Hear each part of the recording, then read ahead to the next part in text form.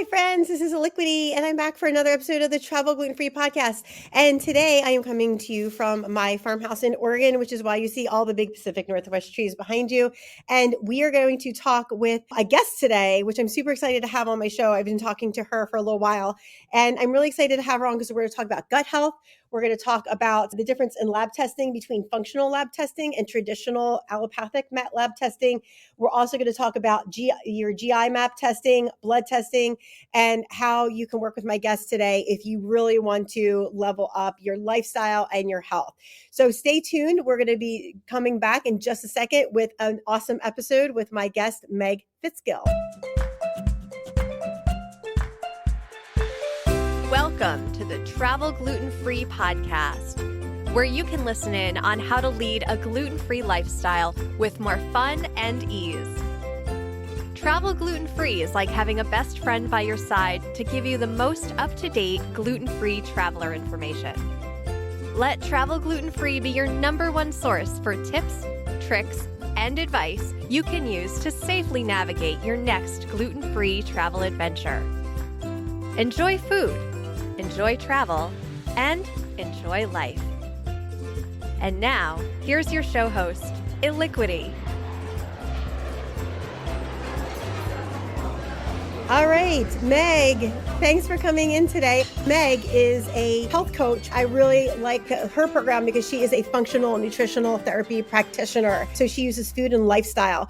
And her specialty is digestive health, which is why I brought her on the show today, because I think she has a lot of value to offer everyone who is listening to the Travel Gluten-Free Podcast. So Meg, welcome to Travel Gluten-Free Podcast. Thank you so much. I'm so honored to be here. And I really love your podcast, and all of my clients who need to be gluten-free, I refer them to this podcast because it's so helpful. I love the travel tips are awesome, but then the gluten-free on top of that is just amazing. Thank you. I really appreciate that. Yeah, I actually created this because when I became gluten-free, there wasn't a resource like this out. And I'm like, I know I'm not the only person who likes to travel who can't eat gluten for medical reasons. Yeah, that's exactly why I created it. So thank you for referring my podcast out. I super appreciate it. So Meg, you are a functional let me get this right. Functional nutritional therapy practitioner. So let's start off by saying in common speak, what does that mean? It's a really, really long title. What it means is I actually went to the Nutritional Therapy Association to get certified. And it's a involved, very detailed course. They teach both functional nutritional therapy practitioners as well as nutritional therapy practitioners. Even I can't say it. NTPs and FNTPs. The only difference between the two is functional. So FNTPs also are taught a hands-on process, so we're able to palpate different organs in the body to see what's inflamed or not inflamed. But the training is really in-depth. We really learn about the human body and then learn how to support people at an individual level. The interesting thing with the nutrition sphere is that anybody can call themselves a nutritionist, so there's no rules about nutritionists. So I could just be somebody who calls myself a nutritionist and Googles, everything that my clients ask about. And there are some people out there. Thankfully, there's not very many people out there. Hopefully, I'm not giving people ideas as I'm sharing this. But as a FNTP, you actually do have to go through this program. And one of the things that attracted me to it is it's one of the few programs that is allowed to sit for board certification as a holistic nutritionist. And so otherwise, you have to actually have a full college degree in nutrition to sit for that board certification. That's a really great thing to know. So if someone is working with a nutritionist, they definitely want to find out their credentials before they start working with them, because it could just be somebody who didn't even go to school for it and they just say they're a nutritionist, because there's no certification or no rules for that. As far as like a massage therapist, you have to be licensed, you have to, pass the exam, but for nutritionists, there is no specific, legal requirements for that. Exactly. Yeah. And I will say there is for dietitians. So dietitians, they do have requirements, but nutritionists specifically, you really do need to do your research. And that's surprising. Like when we had talked before and you had told me that, it was like, what? I was like, because I thought a nutritionist, you had to have some type of degree, but clearly you don't. So definitely look out for that, my friends. When someone comes to you, I know on your website, you have a list of typical symptoms people can be experiencing with gut issues. And I checked off almost all those boxes, even though I am very strict with my diet and I eat really healthy. What are some typical symptoms people come to you with that are the most common typical symptoms? Well, I'd say the most common typical symptoms are the ones that people would expect, like maybe they struggle with eating something and then feeling bad every time they eat, stomach upset, struggling with either diarrhea or constipation. A lot of people have other symptoms that they might not realize are connected to the gut. And so that would be things like fog or experiencing mood swings or even like aches and pains in their joints. One of my clients, who's been a client for a few years, she came to me because of a brain injury, and she already worked for over a year with different doctors and specialists to get her to a certain point. But nutrition is what helped her get to the next level. There's a lot of different things. Food really is kind of the foundation of health. And if you think about it, like our bodies are made up of what we eat and what we drink and the air that we breathe. And so if you're not addressing the food that makes up every cell of your body, then you're probably going to have some type of health issue. Yeah, for sure. And I noticed that, oh my gosh, especially since I've had celiac disease, like before I had autoimmune, clearly didn't affect me as much. But yeah, anytime you have a digestive issue or just in general, like I know one of the big ones for me is like sugar and grains. Like when I cut those completely out of my diet, I feel so much better. Food and nutrition is huge. And one of the things I also found out the past few years is that your food and your nutrition will dictate your weight. So like how much you weigh. And then your fitness level is dictated by how much you exercise. And of course, you need both to be completely healthy. Right. So if somebody comes to you with those typical symptoms, and one of the things we had talked about before is one of my unresolved symptoms is joint pain, which is why I'm definitely planning on working with you. What does the client process look like? I should say I offer a few different services. So I do a group coaching, which is a really great place for anybody to start just because it's 5 weeks of education on how the body works, especially once you put food in your mouth. And so it's stuff that we don't know. Like we all have these bodies, but nobody was given a manual on how to use it. So getting that foundational understanding is super helpful. And then within that 5 weeks, we do a 21-day sugar detox. And so your body actually experiences what you feel like before taking out sugar, what you feel like once you take it out, and then also reintroduction of sugar. And so that's a really informative way to learn about the body. But then I also offer one-on-one services. So with my one-on-one services, I do have a biofeedback machine that I can use for clients who are in person. But for anybody else, I work both in person as well as virtual. And so with all of my clients, I have them fill out a really detailed questionnaire. So first of all, a questionnaire about your personal health history as well as your family's health history, what your goals are from a health perspective, that type of thing. I have people fill out food journals, and then I have a multiple choice questionnaire with over 300 different questions asking all kinds of things. So things people might expect, like, do you experience diarrhea often? But also questions you might not expect, like when you wake up in the morning, do you remember your dreams from the night before? And that question specifically helps me narrow down to specific food deficiency. So for many people, when they don't remember their dreams in the morning, it's because their body is not breaking down and utilizing vitamin B1. And so these questions really help me dive into what deficiencies clients are having. And then the solution isn't to just take vitamin B1, but go a step further and ask, why isn't your body using it? Like especially if you're eating meat, you should be able to absorb that vitamin. And so working on the root cause of why you're struggling with that. Yeah, and that's really important to know the difference between what you're deficient in and why, because I've had that issue myself because I have pancreatic insufficiency. So I could take more vitamins, but unless I'm taking enzymes, like my body can't utilize Right. those vitamins or my food vitamins really well. And so a lot of people don't realize like absorption is really big. Like you can be taking, a ton of B1, but if your body's not absorbing it for whatever reason, like it doesn't matter how much you take because your body can't break it down. And that's really important. So one of the things that I was in a certification class last week, and one of the things I found out is that as you age, like I'm going to be 51 soon. And so I'm definitely in the chronologically advanced category. But as you age, different infections and stuff can present differently. So one of the things, examples they gave in class was a person who is over 60 or 60 or over, and they go to the emergency room with a bad infection in their digestive tract, but they appear to have dementia because we know the gut-brain connection is really important. And if you have something seriously wrong in your gut, you can have really bad brain fog, you can be confused, and it can present as dementia in an older person.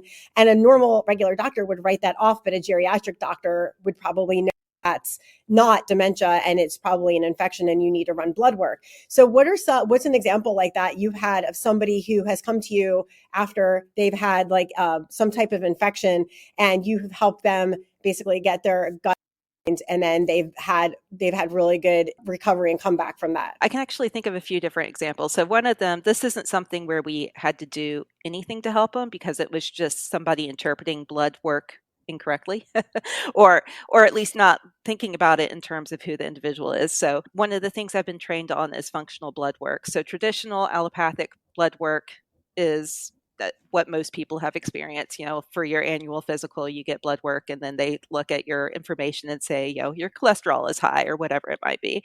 And I had a client who came in because her doctor told her that her cholesterol was high and her doctor wanted to put her on medication. And so she didn't want to do medication. She wanted to know if we could do something from a nutrition standpoint in order to improve her cholesterol. Once she gave me her blood work and I looked at it from a functional lens, her cholesterol was perfect. And the thing was, from a traditional standpoint, we look at blood work the same for everybody, regardless of age or of sex. And she was a female and she was also over 60. And based on that information, her cholesterol was perfect for her age. It gave her peace of mind. There was nothing we actually had to do, and just gave her peace of mind. And I'm glad that she at least pushed back or questioned because she really felt like she was healthy. And just to have somebody else look at it and confirm, like, no, you're totally healthy. And then she even asked, like, can I share this with my doctor? And I was like, yes, please do. And your doctor's welcome to reach out to me. Like, I'm happy to talk to them about this. I would never say a doctor's wrong because doctors have had all kinds of amazing training. But if you can help give a different perspective and help somebody else feel empowered to know that there are other options out there, that's always good. Yeah. And just getting a second opinion, that's actually one of the things I experienced. I've always had high cholesterol since I was 20. And my current primary care physician, I've only been with him for a year. And so he saw my cholesterol and he's like, oh, you need to be on high level statins. I'm like, cholesterol in and of itself does not mean you're going to have a heart attack or a stroke. There's lots of different factors like C-reactive protein and all that stuff. So I said, do you know of somebody who does like C-reactive protein and like the coronary artery scans? And he's like, no, you just need to be on cholesterol medication. I'm like, no, I need to find out if this is actually negatively affecting my health. So I actually just did that this week. I got coronary artery scans and ultrasound. So they said, yeah, and it was good because they're like, you're not going to die. They let you know if there's something like emergency, you need to go to the emergency room. So I'm like, okay, cool. So that's like checkbox one. And then I just need to wait for the results. But yeah, always get a second opinion when somebody tells you need to be on medication because there's so many other factors at play in. And a lot of times doctors, especially if they're on an HMO, just like want to get you through. So so always get a second opinion. That's really important. All right, my friends, we're going to take a quick break right here. When we come back, Meg and I are going to talk about the difference in lab testing between functional lab medicine and traditional allopathic lab medicine. We're going to talk about GI map testing, blood testing, and how to work with Meg. Hey, gluten-free friends, it's Liquidy. We know that traveling gluten-free can be hard, but you know what? It doesn't have to be impossible. You can still travel and be independent, have fun, and be in control of your life. Travel the way you want to, even with celiac disease. I know because I travel extensively several months out of the year with celiac disease. If you want to get started on learning more about how to travel gluten-free, grab my free ebook, 10 Tips for Traveling Gluten-Free. In my ebook, you're going to find the basics of traveling gluten-free, from the questions you need to ask when dining out to air travel and cruise travel advice. You're going to find my top tips that I've learned from my expertise. Get your free ebook today by visiting my newly revamped website, www.travelglutenfreepodcast.com. Go to the bottom of the welcome page where you're going to see the beautiful Caribbean boat picture. Click there and sign up today. Receive your free ebook, which is going to be dropped directly into your inbox. Remember, go to www.travelglutenfreepodcast.com. Go to the bottom of the welcome page and get your free ebook and find out my top tips for traveling safely when you're gluten-free. Okay, we are back with Meg and Meg Fitzgill from Balance Redeem Nutrition. So the first half, Meg, we talked about like typical symptoms, the client process. Meg's client process is so thorough. And I really liked, even though it took me a longer time to go through it, I really liked it because it was very thorough. Like she asked lots of questions I've never had before, which is really rare because I've been to so many physicians, both, Western and Eastern medicine. That was really, really a great questionnaire. And I liked the process of doing the GI map test and the blood test together, which we'll talk about in a little bit. But Meg, let's first talk about what's the difference in lab testing between, like, as you said before, functional lab testing and traditional allopathic lab testing. The biggest difference is that traditional medicine and therefore traditional lab testing is all about identifying a problem and solving it, which is awesome. Like we need that, right? Then from a functional standpoint, our process is really about identifying an issue before it becomes a problem. So I'm not diagnosing an issue. I'm actually recognizing that maybe your gallbladder needs support. And here's what we can do before it becomes an actual issue that would show up on traditional blood tests as needing, some type of medication or anything like that. And there's so much that we can do to actually get to optimal health and to identify things early if you're not looking just for a diagnosis. Yeah. And the other thing too, which I don't like about allopathic medicine is a lot of times they won't do anything until you have a huge problem. And it's like, but why would you want to wait for it to be like this horrible chronic problem and you're in a lot of pain? Fix it before it becomes that huge problem, right? That would be like driving your car until it dies on the road. And then you're like, oh, now I have to get a new car. It's like, well, fix get the oil change, get the parts fixed before it becomes that big of a problem. And then you do two types of testing, which I absolutely love because a lot of health coaches will just have you fill out a survey, talk to you, and then just give you stuff, but you don't know, like, is this actually working? Is this what I need? Let's talk about the GI map and the blood testing and how you use those two in combination with your clients. Yeah. And I actually offer 3 different types of testing now. So that's changed since I think we last talked. The blood testing, I now require that with any of my one-on-one clients just because it gives us so much information and it's really easy, even from a virtual standpoint. So once you sign up to work with me one-on-one, I order labs for you and then send you a link to find the closest lab core in your area, and they'll draw the blood for you and then send it to me and I'll evaluate it from a functional standpoint. So that's one part. But then the other part, and this is optional, not everybody needs this, but a lot of people are actually interested in this. So many people think, and rightfully so, think that they have food allergies or food sensitivities. And so one of the tests I offer is the MRT, which is the most comprehensive food allergy and sensitivity test. Test 170 different foods and chemicals to find out what you're sensitive to. Unlike the different tests that like you see the ads for on Facebook and that type of thing, where it just gives you these generic, here's what's going on with you. What I like to do is I like to pair that with the GI map. And so the GI map tells me why you're sensitive to the food. So if you have a food allergies unfortunately cannot be reversed. Also, food allergies are only to something with protein, which is interesting because people will think that they have a food allergy to, I don't know, celery, but it doesn't have protein in it. So that would actually be something you could reverse. And most food sensitivities can't be reversed. And so when we pair it with the GI map, then we know why you're sensitive to the food. And what we'll do is we'll take out the foods that you're sensitive to for anywhere from 3 to 6 months, and then address the gut health issues, and then slowly add the foods back in. And generally, we're able to use almost all of the foods or eat all the foods again because the sensitivity has been reversed. And I know I worked with a health coach that didn't do that extensive testing, but she did do GI map. And she's been a previous guest on my show. And that was really great because I found out a lot of information that I didn't know about before. But one of the things I did find out is when I took out the foods I were intolerant to, and I changed the diet to the one she suggested, like I ended up losing weight because if your digestive system works better, then that's kind of like a natural side effect. And I know not everybody gets that, but I also ended up, oh my gosh, I felt so much better. Like I wasn't like gassy and bloated on a daily basis. Like it really helps to find those things out. So I know for the blood work, like you can go through that with your insurance. And then I believe you also take flexible spending accounts. Yeah, so actually I can't charge insurance for anything. So unfortunately, blood work or any of that, you can't do through the insurance. But I do take a HSA or FSA if your HSA or or FSA organization allows that, which most of them do allow for nutrition services. But that's just something, it's based on the individual bank that manages your HSA or FSA. And I like that you do these all like simultaneously, because then you can connect the dots basically, Yeah. right? Because if you just did them individually, that would give you information, but it actually puts it in context so you can connect all the dots. And I feel like it's more comprehensive. Like you can figure everything out at once. So it's not like you're piecemealing it and you're like, oh, I've got this and now I've got to take care of this. It's like you're just getting it all done and checked off. Right, exactly.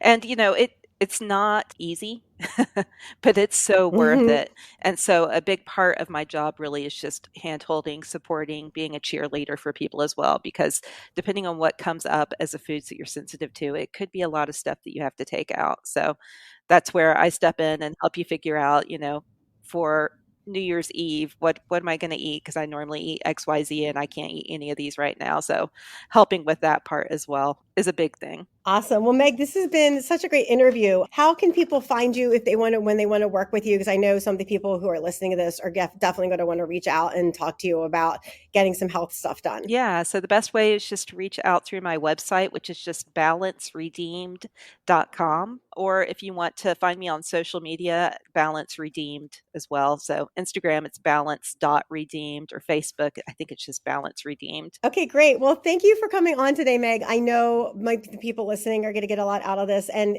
please, please, please reach out to Meg if you have any type of digestive issues, especially if you're like me, like I really stick to my diet, but I still have digestive issues and want to get them resolved. So thanks for coming on today, Meg. I really appreciate your time. Thank you so much for having me.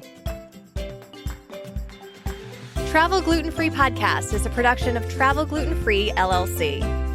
Looking for a great way to connect with over 2,000 consumers per month? Contact Aliquity for information on sponsorship levels to boost your business. Subscribe today so you won't miss a single episode of Travel Gluten Free. Subscribe on Apple Podcasts, Pandora, Spotify, Stitcher, or wherever you listen to your favorite podcasts.